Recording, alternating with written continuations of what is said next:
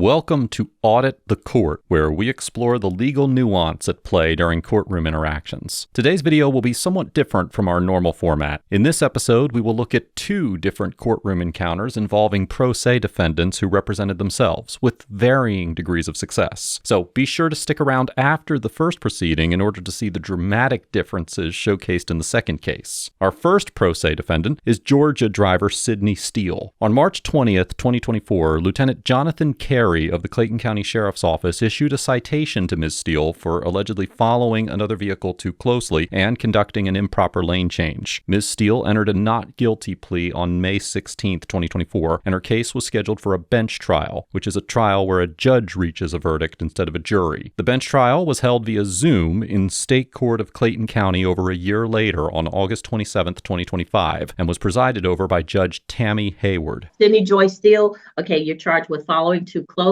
on 2024 TK 06653. You're also charged with improper lane change on case 2024 TK 06652. Mr. Tipton, are you ready to go forward with trial? Yes, Your Honor. State's going to call Lieutenant Jonathan Carey to the Zoom call. All right. Lieutenant Carey, raise your right hand for me. Do you solemnly swear or affirm any testimony you give in this matter will be true? All right, you can put your hand down, sir. Ms. Steele, you understand that you have the right to ask questions of any witnesses brought by the state. The state has the burden of proving the case against you beyond a reasonable doubt. You do not have to give any testimony or evidence against yourself. You have a Fifth Amendment right against self-incrimination, and the state needs to prove the case beyond a reasonable doubt. All right, do you understand? Yes. All right, Mr. Tipton, you may introduce your witness. Yes, Your Honor. Lieutenant Carey, please state your name for the Zoom call. Lieutenant Jonathan Carey. And Lieutenant Carey, how are you currently employed? Currently the lieutenant for the Clayton County Sheriff's Office Black Hawk Traffic Unit. And how long have you been with the Clayton County Sheriff's Office? The Sheriff's Office, probably a little over 2 years. Mm-hmm. And you have prior experience before that, correct? Yes, I was with the Clayton County Police for about 4 or 5 years. Okay. And during that time, both with the Sheriff's Office and the Police Department, were you have you been post-certified? Yes. Okay. And being post-certified, are you authorized to investigate crimes, issue citations, and make arrests based on your investigations? Yes, I am. So I want to bring your attention to March 20th of 2024. Were you working for the Clayton County Sheriff's Department at that time? Yes. And were you on duty that day? Yes, I was. Did you at any point in time have occasion to make contact or initiate a traffic stop with a white Chevrolet Trax that was driven by Miss Sydney Steele? Yes. Okay. Can you tell me about what drove you to or what caused you to initiate contact with Miss Steele? Yes. So during my role during the day, I look for erratic lane changes, reckless drivers, speeders. So while traveling on Bear Boulevard, passing over 48, I was monitoring traffic in my rearview mirror. I observed a white SUV changing several lanes, not giving the public enough notice that she was changing lanes, nor was she using a nor was the vehicle using a turn signal. I observed the vehicle getting closer to me as she was changing lanes. She was also following another vehicle too close. Once she changed from lanes 2 back to lane 1 several times, she passed me. I'm sorry. From lane 3 to lane 2, she passed me in lane 3. And that's when I conducted a traffic stop on that vehicle and spoke with the driver. While speaking with the driver, she advised that she was in a hurry to get to Atlanta because she had a hair appointment. Okay. You stated she didn't use any turn signals. Is that correct? Correct. Okay. And what was the basis of the following too close? She was following another vehicle too close as she was changing lanes. Based on your knowledge, your training, and your experience, as well as what you observed, was that a safe maneuver for her to make? No, it was not. Would a reasonably prudent driver have followed that closely? No. And if that vehicle in front of her would have slammed on the brakes, she would have been at fault, and that definitely probably would have caused an accident. Okay. And with the improper lane change, was there anything improper? Tell me about what was improper about that lane change besides just the signal.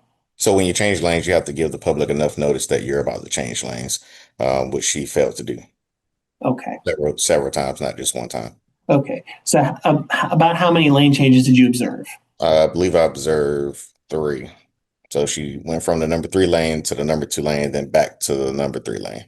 To occur in Clayton County? Yes, it did. Okay. I have no further questions at this time. All right, Ms. Steele, did you have any questions of Lieutenant Carey? Yes. Go ahead, ma'am.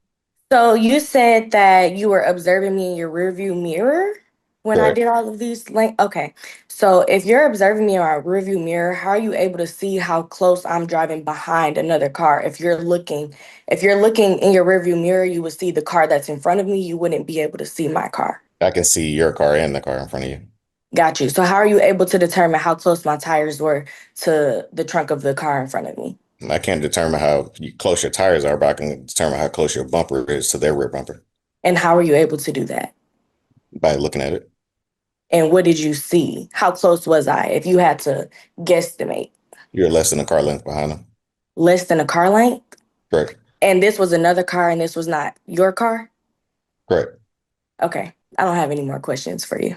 After Assistant Solicitor General Tipton questions Lieutenant Carey, Ms. Steele has the opportunity to cross-examine him by asking him questions. During the examination, Lieutenant Carey claims that he was able to see how closely she was following another vehicle in his rear view mirror, and that she was less than 1 car length behind that vehicle. Section 40-6-49 of the Georgia Code makes it illegal for the driver of a vehicle to follow another vehicle, quote, more closely than is reasonable and prudent, taking into account the speed, traffic, and road conditions. In the 2009 case of Proctor versus State, the Court of Appeals of Georgia determined that an officer was authorized to conduct a traffic stop for following too closely when he observed a motorist driving on an interstate highway approximately 1 car length away from the vehicle in front of him, which led the officer to conclude that, based on the speed and traffic conditions, the motorist could not have avoided a collision if the leading car had braked abruptly. Accordingly, Lieutenant Carey's testimony that Ms. Steele was less than 1 car length behind the vehicle in front of her could potentially be sufficient to establish that she had committed a traffic offense by following the vehicle in front of her too closely. All right, anything else, Mr. Tipton? Briefly, Your Honor. Lieutenant Carey, was your view of the car immediately in front obstructed? No. Was your view of Miss Steele's vehicle obstructed? No. Which lane were you in, sir? I was in the number 2 lane. Okay. And which lane did you observe the vehicle in when it was following too close? Number 3. Okay. Would you So- say that? Well, when she was following too close, she was in the number 2 lane as well. Okay. She went from the number 3 lane to the number 2 lane, followed the car too close, and then switched back to the number 3 lane. Okay. Was there were there multiple cars that she followed too close to, or just the one? Just the one. And so you had an unobstructed view of her front bumper and the rear bumper of the car immediately in front of her, correct? Correct, by using my side mirror at the time. Okay, awesome. Thank you. No further questions. All right, I do have just one more question. go ahead. What was the kind of car that I was driving behind? I'm not sure. Okay. After Ms. Steele completes her cross-examination, Assistant Solicitor General Tipton re-questions or quote-unquote redirects Lieutenant Carey, and he changes his story to claim that he saw Ms. Steele's bumper and the bumper of the vehicle that she was following with his side view mirror, when he had previously testified that he saw them with his rear view mirror. Ms. Steele then asks Lieutenant Carey what type of vehicle that she was allegedly following too closely, and Lieutenant Carey admits that he's not sure. Ms. Steele's questioning appears to be a calculated attempt to expose weaknesses in Lieutenant Carey's testimony and cast doubt on the legitimacy of his allegations. By getting Lieutenant Carey to admit that he was not sure what type of vehicle that she was supposedly following, Ms. Steele further suggested that his recollection was unreliable or perhaps reconstructed after the fact. Do you remember the color? No, I don't. Okay. I don't have any more questions. All right. Did the state have any additional witnesses to present? No, Your Honor. State's going to rest at this time. All right, Ms. Steele, did you wish to present evidence and testimony? Yes. All right, you understand that you're not required to present any evidence or testimony? Yes. All right, you're waiving your right to remain silent in order to offer evidence and testimony? Yes, ma'am. All right, raise your right hand for me. You solemnly swear or affirm any testimony you give in this matter will be true? Yes. All right, you can put your hand down. Go ahead, tell me what you need me to know. Okay, so the day this happened, I stopped at the gas station. At the time, I was 6 months pregnant. I stopped at the gas station, grabbed some water. I get out of the gas station, I turn right. As soon as I turn right, I turn into a light. I pulled behind the police officer. No other car was in front of me other than the police officer. When the light changed, it's like he wasn't moving. So I put my signal on to get in the lane to the right of me. I got in the lane to the right of me. He then got in the lane behind me. And I looked in my rearview mirror and I'm like, he is driving so close to me. Like, he was so close. I could not see his tires. This is why I asked these questions, because in driver's training, they teach you have to at least be able to see the car's tires behind you. So that's how I was able to determine that he was driving too close to me. It was not a car length behind me. So then I'm like, okay. So I put my signal on, get back in the left lane. He gets back in the left lane. So I'm like, what is happening right now? Like, I was so confused as to what's happening. I'm like, am I in his way? What's going on? So then I did get back into the right lane. And when I went to get into the right lane, that's when he turned this light on and pulled me over. And I was confused as to, one, why he chose to do that. Because I was, like I said, I was just confused. And he asked me, I asked him, why did you pull me over? And he said, are you in a hurry or something like that? And I was like, well, I'm trying to get to my hair appointment because I was going to get my hair done for my baby shower. And he's like, okay, and then asked for my information. And when he came back and told me, one, driving too close, I'm like, how was I driving too close when I pulled up behind you at a red light? So I literally was not driving. You weren't driving. The light was red. And then when the light changed colors, you didn't really take off. So I'm like, okay, let me get out of this man's way because I have somewhere I have to go. And clearly he does not. So that's when I got over. And also, I have a 2024 Chevy Trax. My car, you literally cannot switch lanes without putting your signal on because it will jerk you back into your lane. So for one, I don't change lanes, especially while I was 6 months pregnant, without giving anybody proper notice, because I wouldn't want to put myself or my son in danger. And then that's why I also asked, what was the car? Because, there literally was not another car in front of me other than him. And then when I got over, for him to see all of these different lane changes, he was right behind me. And I did switch lanes that many times because he was driving so close up on my bumper to where he was correct. If I would have put on my brakes, he would have hit me in the back of my car. Okay. Any questions, Mr. Tipton? No, Your Honor. All right. Anything else, Ms. Steele? No, ma'am. No, Your Honor. Okay. Argument? State will submit on the facts, Your Honor. All right. Ms. Steele, I found you not guilty of the offenses before the court. Each of you are given testimony in this case. Each person has submitted sworn testimony without additional evidence. Neither testimony has greater weight than the other. Therefore, the court is not able to determine beyond a reasonable doubt that you committed an offense in this case and finds you not guilty on both offenses. Thank you. You're welcome. After Ms. Steele tells a drastically different story in her testimony than what Lieutenant Carey claimed to have occurred, Judge Hayward finds her not guilty on both charges. Now, let's take a look at another pro se defendant whose hearing had a wildly different outcome. On September 3rd, 2023, Michigan defendant Trevor Mloud was charged with operating a watercraft while intoxicated, which is a misdemeanor, and resisting or obstructing conservation officers, which is a felony. He was arraigned 2 days later and released on bond. After a preliminary examination, the case was bound over from District Court to the 53rd Circuit Court in Sheboygan County, where it was assigned to Judge Aaron Gaucher. The court scheduled an arraignment and pretrial hearing for December 19th, 2023, and Mr. Mloud elected to represent himself during the proceeding. Understand your right to a lawyer, including a court-appointed lawyer? I understand that. Okay. And do you wish to represent yourself instead of having an attorney? Yeah, I'm here by special appearance, and I will be representing myself. I'm required by law before I accept that waiver to do a couple things. One, advise you of the maximum penalties that you could face for the charges that you're in my court for. Resisting, obstructing conservation officers is a high court misdemeanor punishable by up to 2 years in prison and or $1,000 fine. There's a habitual offender second notice that's been filed by the prosecutor, which would make that a felony punishable by up to 3 years and or $1,000 fine. And marine safety operating while intoxicated is a misdemeanor punishable by up to 93 days and or $100 to $500 fine. Do you understand the maximum penalty for the charges against you? Well, I don't even really understand why I'm here, honestly. Well, okay. Well, that's fine. Do you understand the maximum penalty that I just explained to you? No.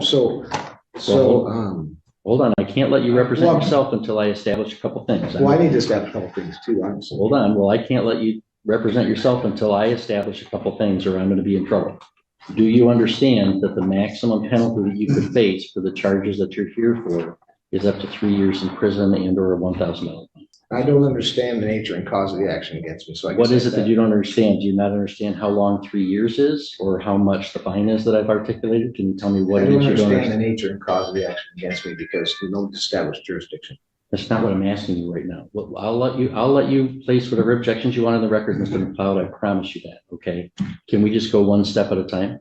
So do you understand the maximum penalty that you could face if you're convicted as charged? 3 years in prison or $1,000 fine? Well, I have another question because the statutory jurisdiction doesn't exist under the Constitution. So in order for me to defend myself, could you please tell me where the published rules of conduct are for criminal statutory jurisdiction, or where I can find the nature and cause of this jurisdiction, or how this information exists? No, I don't even understand what you're asking. So you're saying this is a statutory jurisdiction under what? The statutes of Michigan, correct? Mr. Mloud, I've told you what my jurisdiction is. General jurisdiction. The people of the state of Michigan voted to convene a constitutional convention in 1961. Sure. There was a constitutional convention in 1961 and 1962. They proposed a state constitution. The voters of the state of Michigan ratified that in 1963. Article 6 establishes the judicial power, and the circuit court is a court under that judicial power of Article 6 of the state constitution. And so you're here in my court. I have subject matter jurisdiction over those crimes. I have personal jurisdiction over you because you've been alleged to have committed them in our county. That's my jurisdiction. Mr. Mloud challenges the quote-unquote jurisdiction of the court, and Judge Gaucher explains that the court has both quote-unquote subject matter and quote-unquote personal jurisdiction under the Michigan Constitution and state law. When Mr. Mloud challenges the court's quote-unquote jurisdiction, he's essentially arguing that the court lacks the legal authority to hear his case or issue binding decisions against him. In general, a court can only exercise power over a case if jurisdiction is granted by Constitution or statute. So-called subject matter jurisdiction refers to a court's authority to hear the type of case that has been filed. In this instance, a criminal prosecution under Michigan law. Circuit courts in Michigan are courts of general jurisdiction, meaning that they have the broad authority to hear civil and criminal cases arising under state law, except those specifically reserved for other courts or for the federal system. So-called personal jurisdiction, on the other hand, refers to a court's power over an individual defendant. Here, the 53rd Circuit Court has personal jurisdiction over Mr. Mloud because the alleged offense occurred within its geographic boundaries and he was properly brought before the court. Therefore, Mr. Mcleod's insistence that the court had no jurisdiction lacked a legitimate legal basis. So, Mr. Mloud, you want to represent yourself? Do you understand the maximum penalty that you could face of 3 years in prison and or $1,000 fine? One second. I can see why his attorney would Drew. Oh, shit. Hang on. Someone in the prosecutor's office is not muted. I'm going to remove you from the meeting at this time. Oh. Prosecutor's office is generally allowed to attend to observe. They've participated. I'm removing them from the hearing. Mr. Mloud, do you understand the maximum penalty that you could face? 1 second. Okay, so in enforcement of mere statutes, judges of all courts do not act judicially and are thus are not protected and qualified by limited immunity. That's Owen versus the city.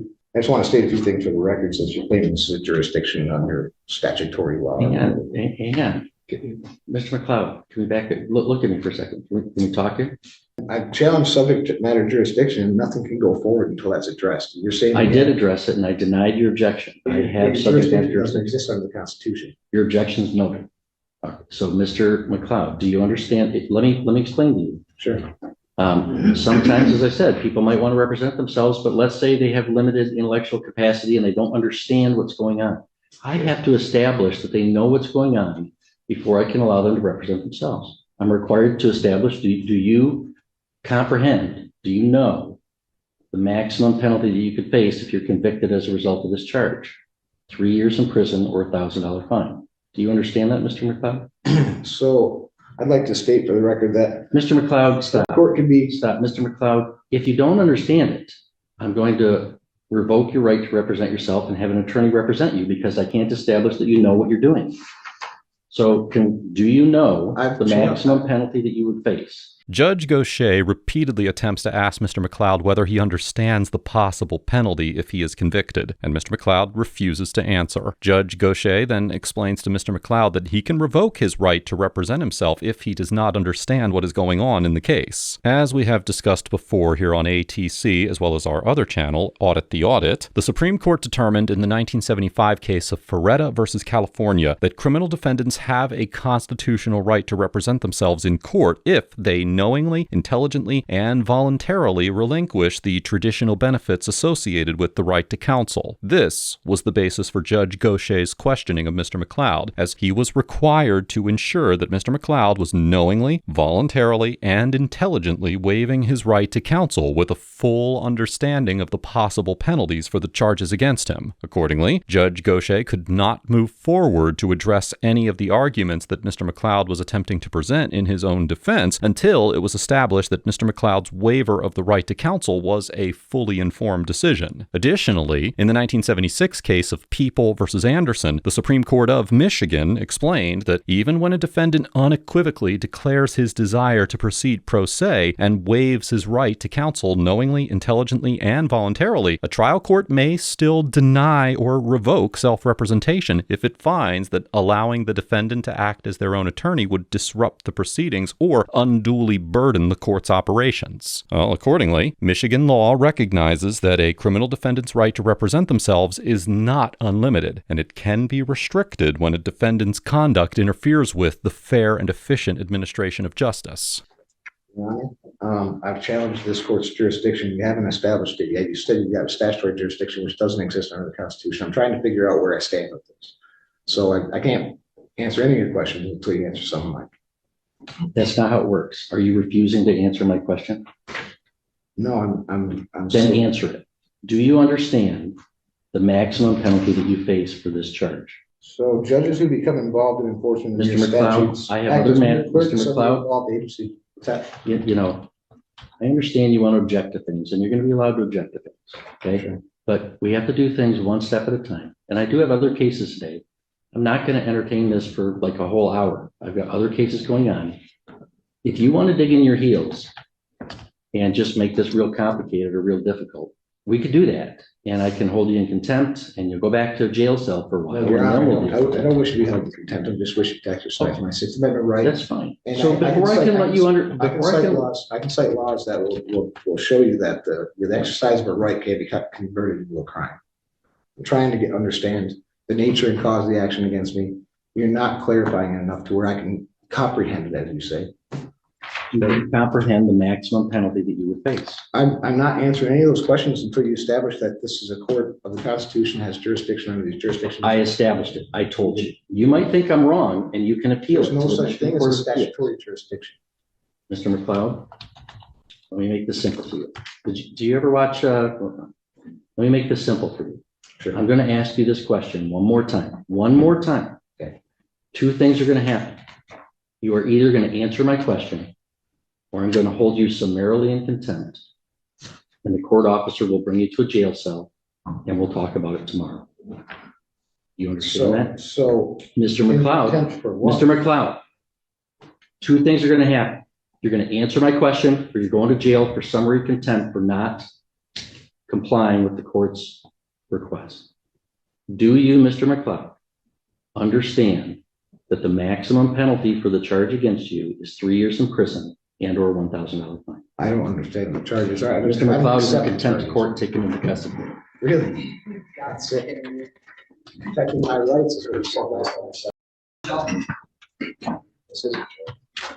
You guys are following unconstitutional You're following orders. unlawful orders. It's not constitutional at all.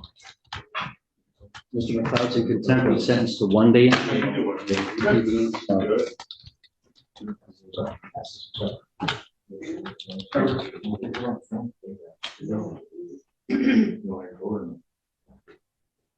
Mr. McLeod, your sentence is 1 day in jail. We'll reconvene tomorrow and get you This is notice. about the Constitution. I did nothing wrong except to question and exercise my rights. After Mr. McLeod refuses to answer Judge Gaucher's questions, Judge Gaucher holds him in contempt of court and sentences him to 1 day in jail. As the case moved forward, Mr. McLeod continued to represent himself and became increasingly disruptive in his behavior. Finally, in July of 2024, Judge Gaucher revoked Mr. McLeod's right to self-representation and his bond after he refused to accept mail from the court and failed to appear for a scheduled court date. Ultimately, the case concluded in September of 2024 when Mr. McLeod pleaded guilty to 1 felony count of resisting and obstructing a conservation officer and 1 misdemeanor count of operating a vessel while impaired, and was sentenced to 69 days in jail with full credit for time served. Mr. McLeod was also issued a fine, and his boating privileges were suspended for 12 months. Now, while both defendants that we saw today chose to represent themselves, the difference in their approach could not have been more striking. Ms. Steele came to court prepared, respectful, and focused on the facts of her case. She understood the charges, followed courtroom procedure, and used cross-examination to expose inconsistencies in the officer's testimony. Her calm demeanor and logical questioning demonstrated that she respected the process, even while defending herself. Mr. McLeod, on the other hand, appeared in court on far more serious charges and treated the proceedings as a platform to challenge the court's legitimacy. His refusal to answer basic questions, his repeated disruptions, and his fixation on jurisdictional arguments showed a lack of understanding of courtroom procedure and what was required of him in his self-representation. Ultimately, his conduct forced Judge Gaucher to revoke his right to represent himself, a stark contrast to Ms. Steele's ability to maintain control and credibility before the bench and obtain a favorable verdict. These two contrasting cases demonstrate that while the right to represent oneself is constitutionally protected, exercising it effectively requires more than just confidence or conviction. It demands preparation, respect for the court, and an understanding of the rules that govern the process. Ms. Steele's case shows that a self-represented defendant can prevail when those qualities are present, particularly for a lower stakes case such as a traffic offense, while Mr. McLeod's experience demonstrates how quickly things can unravel when they are not. Let us know if there's a case or courtroom interaction that you'd like us to cover in the comments down below. Thank you for watching, and don't forget to subscribe and share so that we can foster a more informed society.